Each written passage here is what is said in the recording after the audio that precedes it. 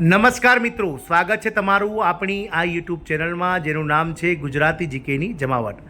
આજના વિડીયોમાં આપણે વાત કરવા જઈ રહ્યા છીએ મિત્રો, ભારત સરકારના એક રાજ્ય સરકાર દ્વારા રાજ્યના આરોગ્ય વિભાગના નેજા હેઠળ કામ કરતા આશા વર્કર બહેનોના માનદ વેતનમાં 10% વધારો જે છે તે મિત્રો લાગુ કરી દેવામાં આવે છે. અને આ વધારો જે છે તે મિત્રો 1 એપ્રિલ 2024થી લાગુ થઈ ગયો છે.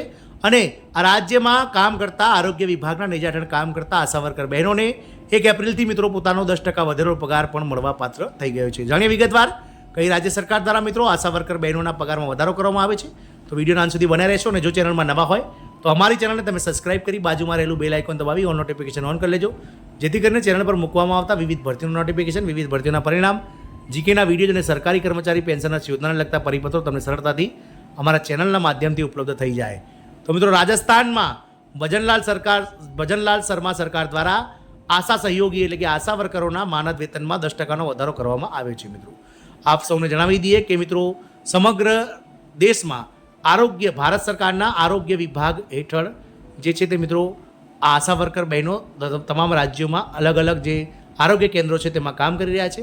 અલગ અલગ આરોગ્ય કેન્દ્રો સાથે જ મિત્રો ગ્રામ્ય લેવલે અને શહેરી લેવલે પણ આ આશા વર્કર બહેનો જે છે તે મિત્રો આ કામ કરી રહ્યા છે. આશા વર્કર બહેનોનું મુખ્ય કાર્ય જે છે તે મિત્રો સગર્ભા બહેનોનું રસીકરણ, બાળકોનું રસીકરણ સાથે જ સગર્ભા મહિલાઓને પોષણ મળી રહે તે માટેની કામગીરી, આ તમામ કામગીરી જે છે તે મિત્રો પીએચસી સેન્ટર સાથે સંલગ્ન થઈ અને કરવાની હોય છે. મિત્રો, આશા સહયોગીઓના જે માનદ વેતનમાં 10%નો વધારો રાજસ્થાન સરકારના નવી રચના થયા બાદ ભજનલાલ શર્મા સરકાર દ્વારા કરી દેવામાં આવે છે.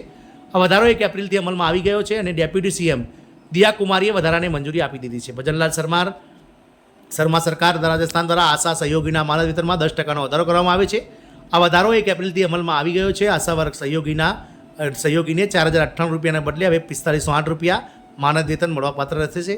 ડેપ્યુટી સીએમ દિયા કુમારીએ વધારાને મંજૂરી આપી દીધી છે. બીજી તરફ રાજસ્થાનમાં મુખ્યમંત્રી બાલિકા સંબલ યોજનાની રકમમાં પણ વધારો કરવામાં આવ્યો છે. એ યોજના હેઠળ આપવામાં આવતી રકમ 10,000 રૂપિયા વધારીને 30,000 રૂપિયા કરી દેવામાં આવી છે. મુખ્યમંત્રી બાલિકા સંબલ યોજના સમાજમાં લિંગ ભેદભાવને દૂર કરવા માટે અને બાળકીના જન્મને પ્રોત્સાહન આપવા માટે આ યોજના જે છે તે મિત્રો અમલમાં મૂકવામાં આવી છે. યોજના હેઠળ આ રકમ પ્રથમ અને બીજી છોકરીના જન્મ પર અને ત્યારબાદ નસબંધીના કિસ્સામાં આપવામાં આવે છે. ડેપ્યુટી સીએમ દિયા કુમારીએ પણ સુકન્યા સમૃદ્ધિ હેઠળ 21 વર્ષ વધારાની મંજૂરી આપી દીધી છે. સુકન્યા સમૃદ્ધિ યોજના હેઠળ લાભાર્થીનું ખાતું 25,000 રૂપિયાની રકમથી ખોલવામાં આવશે. બાળકીના નામે કરવામાં આવેલી એફડીઆરની રકમ 3,500 રૂપિયા વ્યાજ સાથે રકમ જમા કરવામાં આવશે.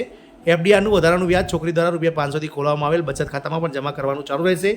21 પર પછી આ રકમ 1,47,000 રૂપિયા અને 542 રૂપિયા થવાની સંભાવના છે. એ યોજના હેઠળ 2 લાખ રૂપિયાનો અકસ્માત વીમો પણ ચૂકવવામાં પાત્ર છે, જે 21 વર્ષ સુધી માન્ય રહેશે. આમ આ માનદ વેતનમાં વધારો આશા વર્કરોના રાજસ્થાન સરકાર દ્વારા કરી દેવામાં આવે છે. જય હિન્દ, અસ્તુ.